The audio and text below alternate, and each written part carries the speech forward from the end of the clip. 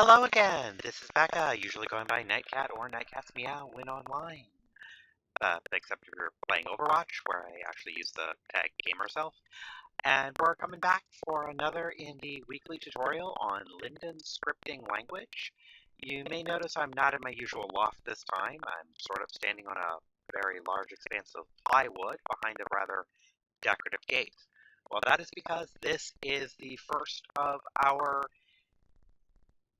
subscriber spotlight tutorials, things that you all have asked me to talk about how to do and to set up. I've got two things we're going to create for you today, and they actually use some very similar techniques, so that will help us a lot in getting this done. The first one is we had from Candy, who asked me about how to properly make this gate here work. She did remember from my doors video about having a central piece to pivot on. However, that didn't quite work in this case because the doors are attached to a specific location. We'll go into this in more detail in just a minute, but I want to tell you that also I am going to be discussing how to do a book that will actually have visibly turning pages, which is going to involve a bit more complication, but I've done something like it before, and I've prepped a quick prop. So that is coming, I promise. That is coming, Karen, I promise. First up, though, the gate. Now, I did try to find this maker's Second Life Marketplace, and I didn't come up with anything there. I followed the landmark for their shop, and it was abandoned land on the mainland. So if you're out there, you know exactly where this kit came from, feel free to drop me a line in the comments, and I will go ahead and put a link to where this can be bought. But since I can't do that, and I do want you all to be able to work on this, you know what that means? Shoddily built Prim freebie time! This gate's link on my marketplace will be available. You see, it is meant to imitate the structure of the other gate, but I don't have quite the 3D modeling skills, and this is also just a simple tutorial piece. Now, the reason why this was harder than other doors, why you can't just have a central pivot point, I'll go on here. You see that up here, this bar up top, highlighted in yellow, is the root prim. So if you tried to do any rotational work or anything like that, it would get a little complicated. You can't just put a bar attached to the doors themselves and have that turn without detaching them from the rest of this first. And that's harder to move around. If they're all linked, you can move this thing around pretty easy. So we're actually going to go over how to write a script that will adjust the position and the rotation of each piece of these gates. And they're actually separate pieces, the lock section and the main part there, relative to the position of that arch. The reason we want to have that relative is you don't want it to, say you set the position, you don't want it to suddenly go over here when it closes instead of back here. And that can happen if you try to set it absolute. So we'll go over relative position, relative rotation, all of that. So let me walk on over here to the gate I'll actually be giving you all. So we're going to start, whoops. There we go, my edit was glitching. Right there. New script, as always. Now the first thing we're going to want is we're going to want to record the position and rotation, again, relative to that root prim. So we can keep the say in place. We'll actually have to make another one as well. Always have to cast it as a string. But you know what? We're going to make this easier to keep track of. So we're actually going to insert our own string first. Position. Any string you add still has to have its quotation marks. This plus means add to it, and we're casting it as a string. LL get local position. So what this is telling it is to write out in our chat position and then the result of get local position. But we're also going to need the rotation. So we can just copy and paste that.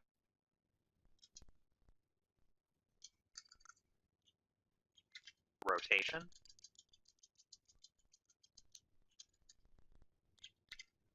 Rotation. We won't need that. Just copy that whole script.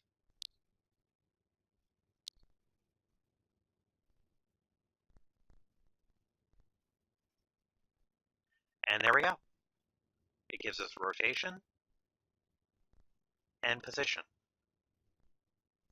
So when it's triggered, we're going to have it set those.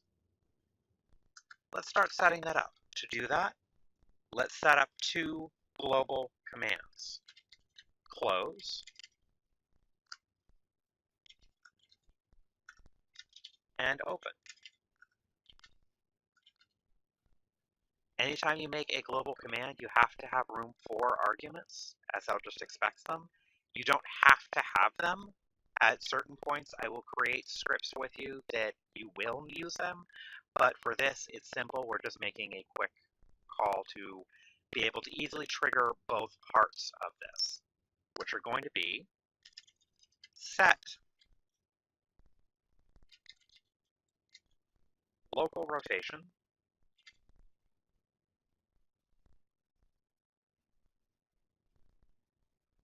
highlight that, copy, paste.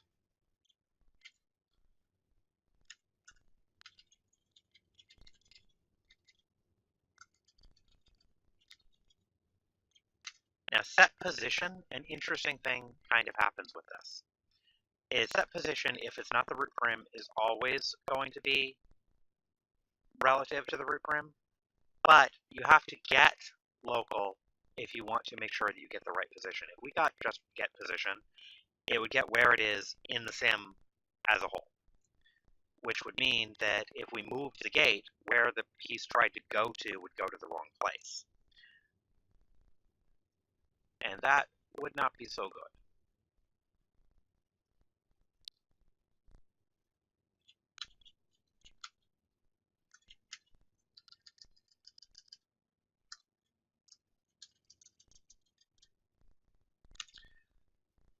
Now we also need to make sure we know where to stick this when we're ready to have it be open. So take that.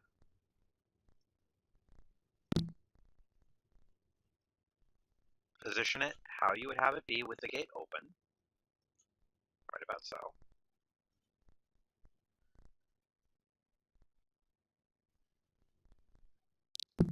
And then save your script.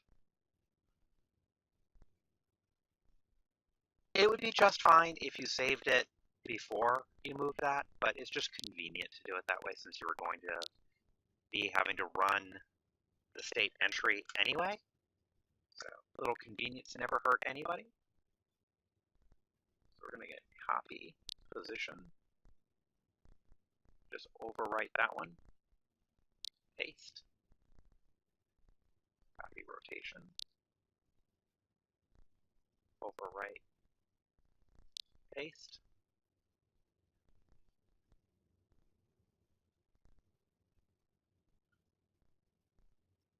And for convenience, you might want to copy that entire thing. Now to test this, we run close. Close the edit window.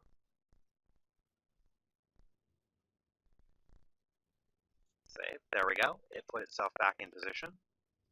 And we'll run open.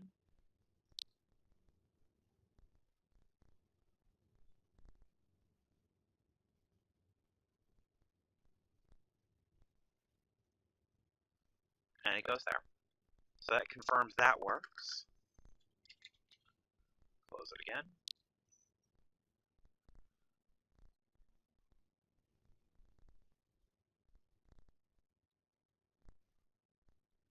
And we're going to reproduce this for each of the other parts.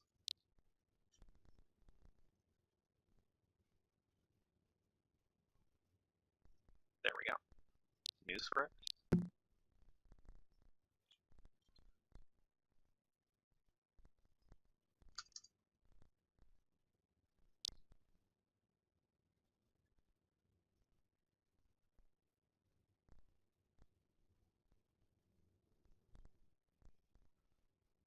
You know what? Let's make this a little bit easier for you. This is something I do with a special kit I made, but let's go ahead and set it up here. Make this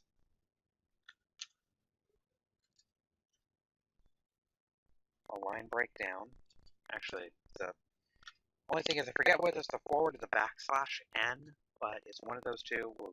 If I get it wrong, we'll fix it in just a minute. And then LL set position.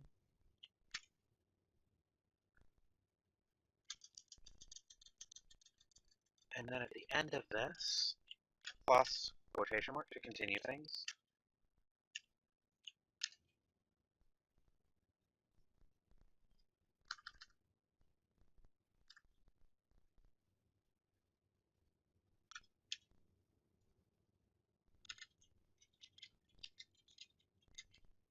Set local rote. Again, rote is short for rotation.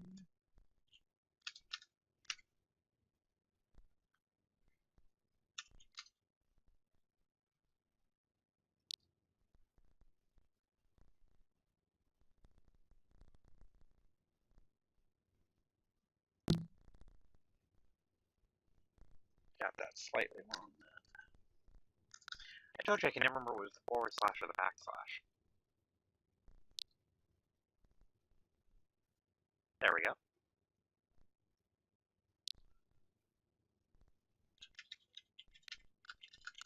Create the close function. Set position.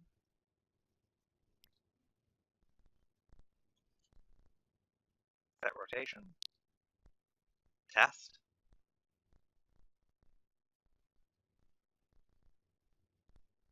Save complete. So basically what you just did is you made these two lines of code write your entire line of code for you. Saves you some trouble if you're going to be doing it a lot. If you're only going to do it once or twice, it's not really such a big deal, but if you're going to do it a lot, it can save you a lot of time. Now you want to make sure that that attaches in the right place. So we'll tell that one to open.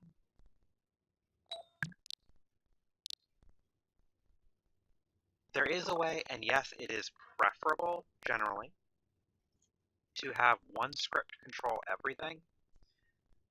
But that is something I want to deal with in a separate tutorial instead of clouding up how to use these in a practical way.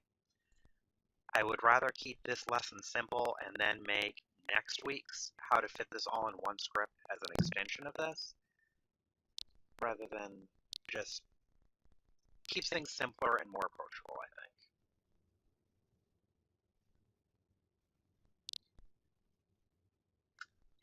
Open. Line of code.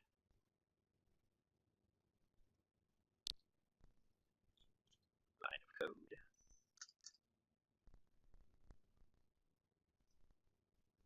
Copy that.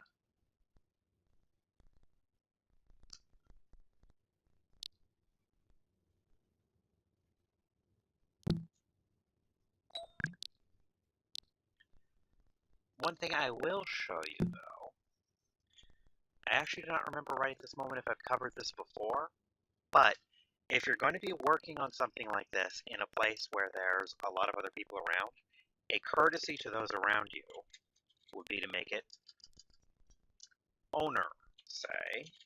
This is also a good way for creating feedback or debugging routines or anything that's going to actually send a lot of information to you, the object's owner.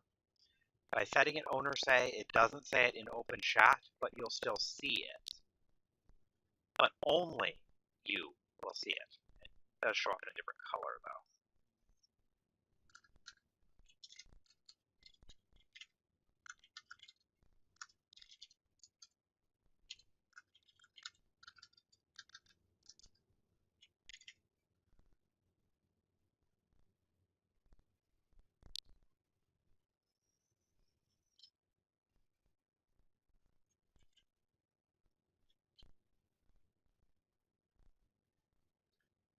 All right, now another thing we're going to do for your convenience is going to be right in here. We're actually going to create this set at the same time.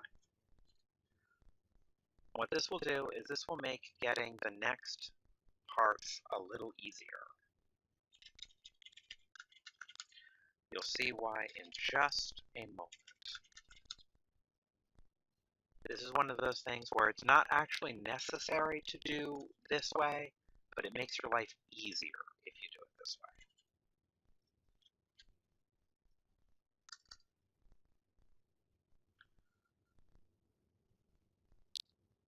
Close that.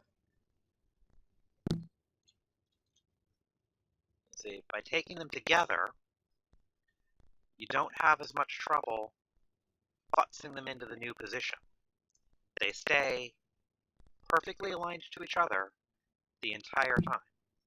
You just have to make sure you know which one you're interacting with, and don't ever mix them up.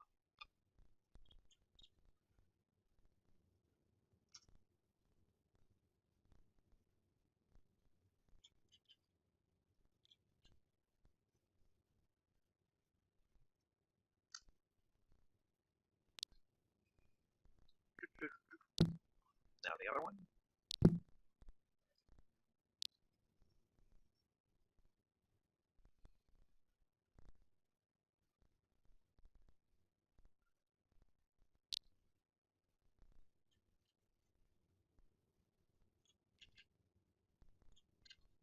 So just copy and pasting. Don't actually need those anymore.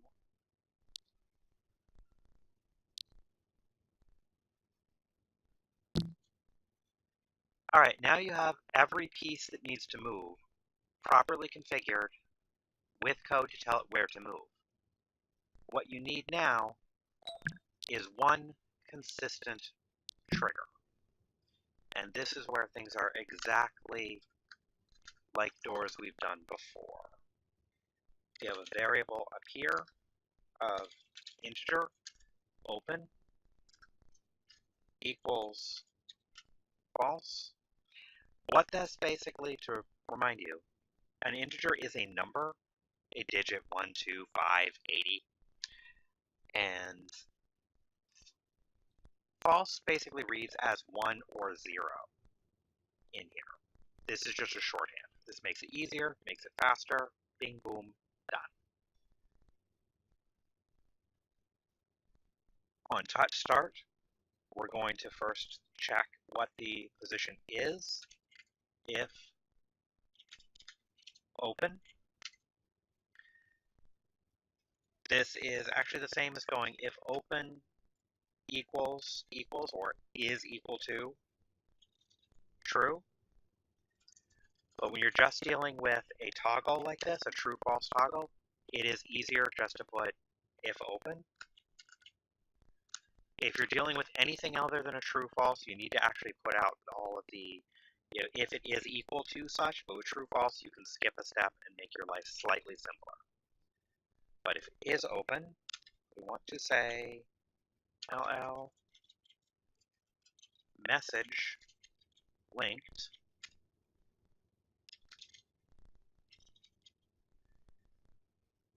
and we want to make sure we're handling that correctly. So we do a quick check to the wiki to remember, because I don't use this often enough to have it all of the different variables or arguments it requires memorized.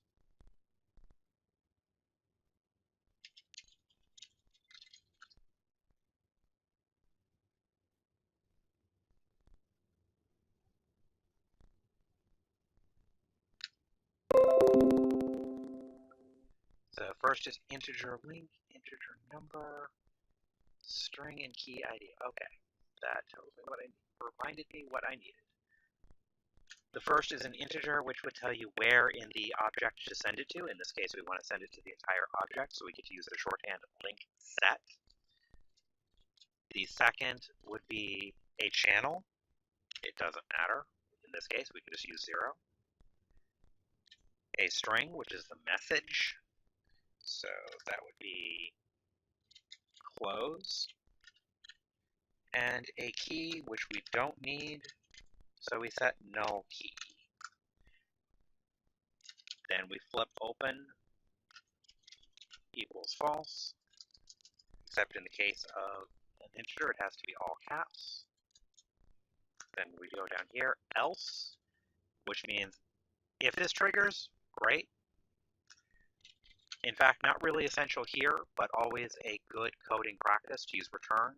That means after it's done these two things, return or exit out of this operation here. But if this doesn't trigger, then it goes to its alternative else. Since there's only two possible states, true or false, we don't actually need to create a whole third option. And so much of the code is the same, we can just copy and paste. Change this message to open. And we're setting open to true. There's our gate control. But right now, it sends a message that nobody's listening to. So it's not going to do anything yet. So we go into one of these.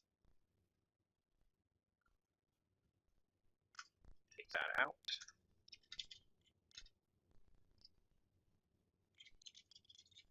Link message. Integer from, that's the specific part of the object it's coming from. We don't need to filter for that.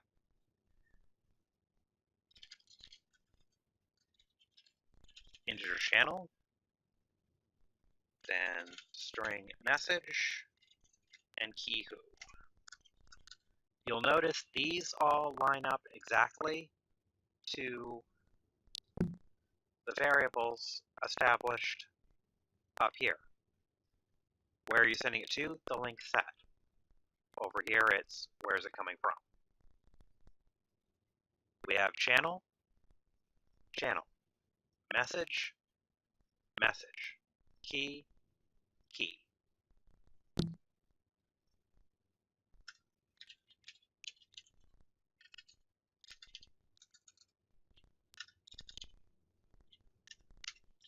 So if message equals or is absolutely equal to open, we will run the function open. We want to be really precise, not 100% necessary here, but always good practice to get in the habit. Return. Else if message equals close. Close. Return. Now, some of you may wonder, why couldn't I just go if? You absolutely can. That would run. That would work perfectly. Else if is a good habit to get into. The reason why is that this will only trigger if this does not. So return would kick it out anyway, but it's one more layer of good practice. You always want to have it so that unless multiple options can apply in the same script, if it's only one option is going to be correct, always use else. If you don't have to leave it to check every single option, don't. Because if I didn't have these returns in here, and this was an if instead of an else if, then what would happen is it would check, does message equal open? Yes, open it. Then it would ask, did message equal close? Obviously it didn't because it equaled open, but the script would check anyway. In something this small, the impact on your system performance is negligible. No human being would ever notice.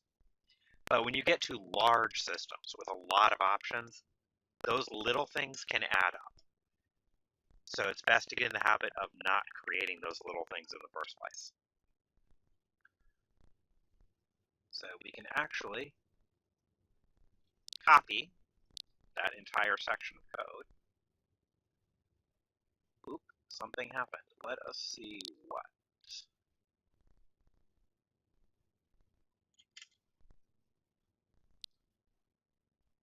Yep, I forgot to add the room for the arguments. Little things like that I don't edit them out so that you all can see the tiny little, what would be called syntax errors or errors in how you write the code, so that you all are better equipped to look for them. I've said it before, and I will say it again until the day that I stop coding. A good programmer can write the code. A great programmer can find the errors. Debugging is possibly more valuable a skill than being able to write the code in the first place.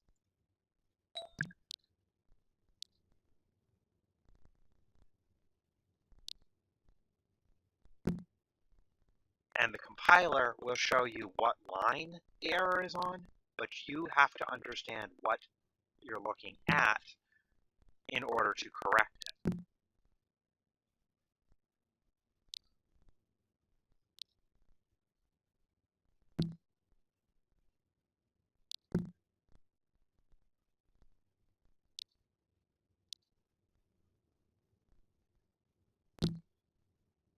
All right.